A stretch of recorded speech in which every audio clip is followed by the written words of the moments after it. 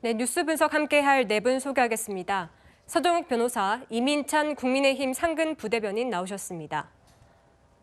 조승현 민주당 국민소통위 수석 부위원장, 장현주 민주당 법률위원회 부위원장 함께합니다. 어서 오세요.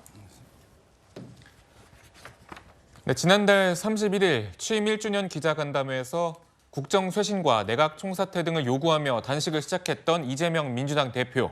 24일 차인 어제 단식 중단을 결정했습니다. 먼저 영상 보고 오시죠. 의료진은 오늘 이 대표에게 즉각적인 단식 중단을 강력히 권고했습니다. 오늘부로 단식을 중단하고 본격적인 회복 치료에 들어갑니다. 의료진과 협의해 법원 출석 등 일시적인 외부 일정을 소화하겠다는 입장입니다. 네, 당초 건강을 이유로 영장심사 연기를 신청할 수 있다는 전망이 있었는데 장윤주 변호사님, 모레 이재명 대표가 직접 출석하는 겁니까? 일단 지금으로서는 출석할 가능성이 좀 더 높은 것으로 보입니다. 네. 물론 이제 가능한 변수는 이재명 대표의 건강 상태일 텐데요. 일단 단식을 중단했다라고는 하지만 사실 24일이나 단식을 이어왔기 때문에 건강상으로는 이미 체력적인 한계는 벌써 지난 상태였던 것은 분명합니다. 의료진의 강력한 권고로 이제 단식을 중단하고 지금 건강 회복에 힘을 쓰고 있지만 과연 26일에 이제 직접 영장실질심사에 출석할 수 있을 정도로 건강이 회복될지 여부는 결국 의료진의 판단에 달렸다라고 보는데요.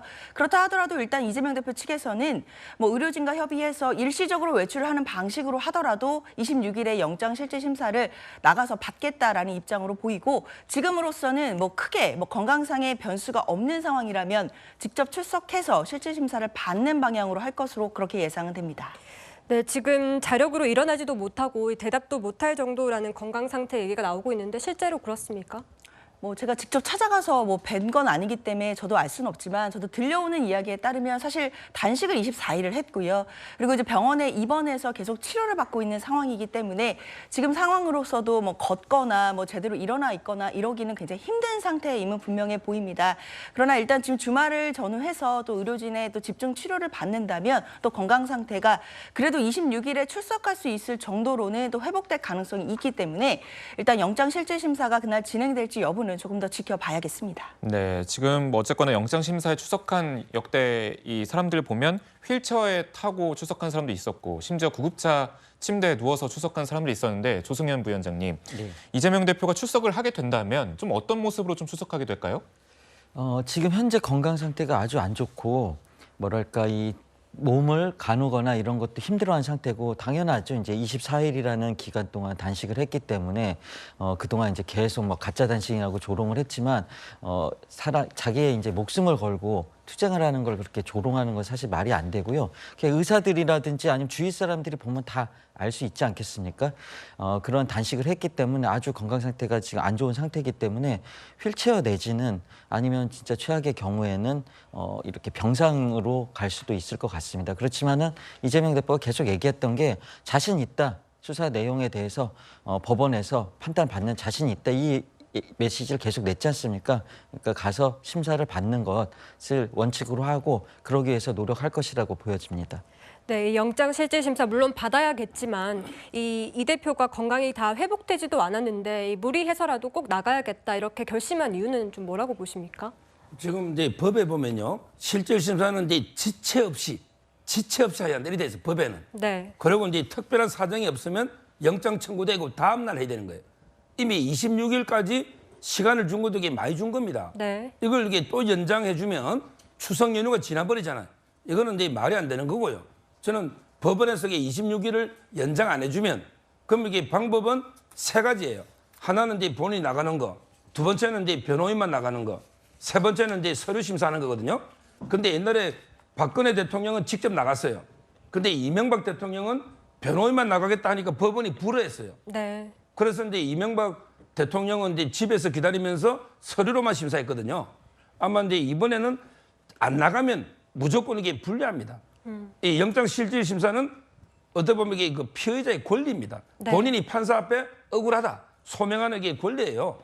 따라서 이제 본인이 안 나가면 변호인만 나와서 하게 할지 아니면 이게 서면할지는 봐야 되지만 그렇지만 이게 무조건 불리하다고 생각하기 때문에 좀 이게 무리해서라도 나간다. 이런 게 의도로 보입니다. 네. 제1야당 대표가 영장 심사를 받기 위해서 법원에 출석하는 건 헌정사상 최초인데요. 한동훈 법무부 장관도 이 대표의 혐의를 조목조목 설명하면서 구속 필요성을 주장했습니다. 먼저 영상 보고 오시죠.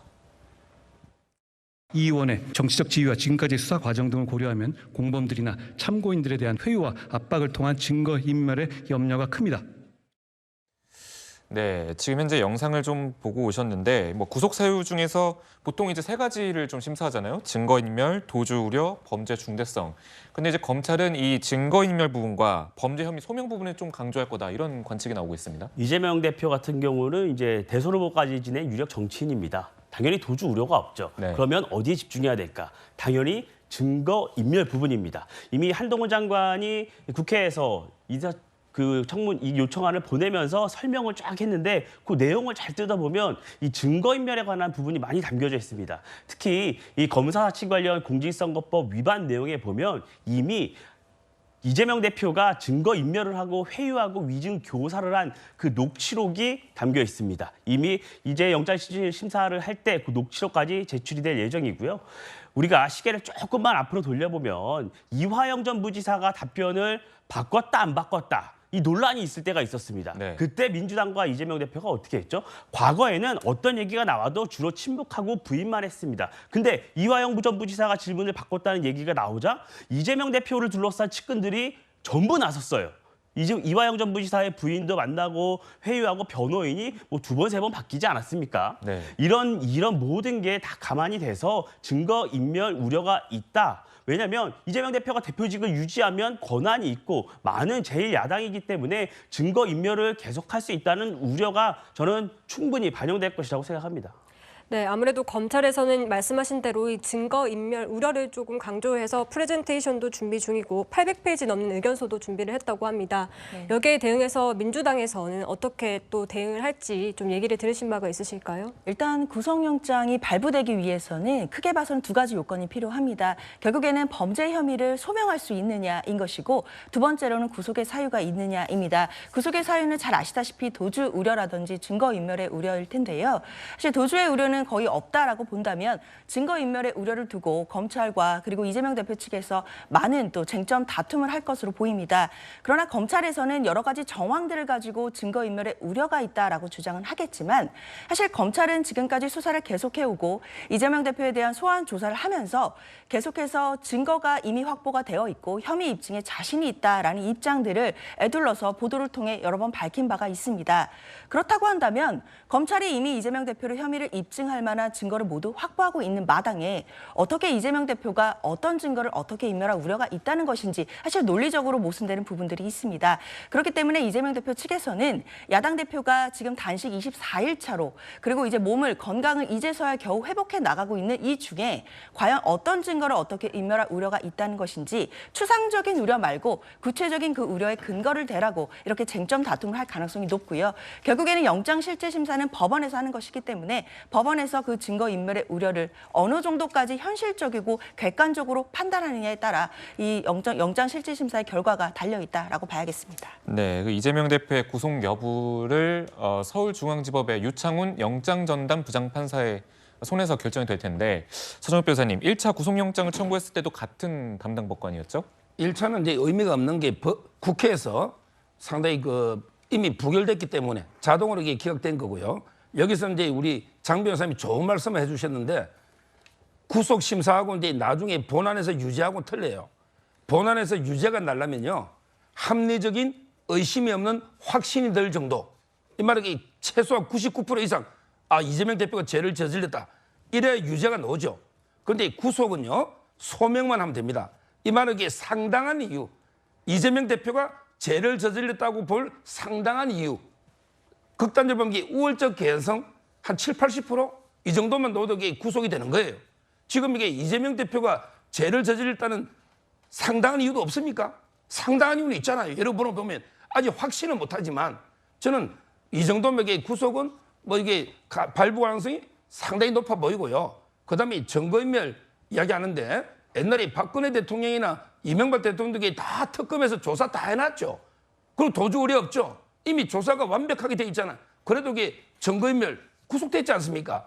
이 증거인멸이라는 게 뭐 수사가 많이 됐다고 없는 게 아니고 지금 이게 이화영 부지사 진술이 5번째 바뀌고 있잖아요. 이번에 변호인이 또 새로 선임이 됐거든요. 그래서 오죽하면 이게 판사가 이화영 부지사의 그 검찰의 조서를요, 증거 채택을 보류를 해놨습니다. 이 정도면 충분히 저는 증거인멸 우려가 있는 게 아닌가 이래 봐서 조심스럽지만 저는 이게 판사 개인 성향을 말하고 싶진 않아요. 판사는요, 근데 이게 어차피 법관으로서 아마 직업적 양심에 따라 할 거니까 유창훈 개인 판사 성향보다는 전체 정황을 보면 상당히 발부 가능성이 높다 이래 봅니다.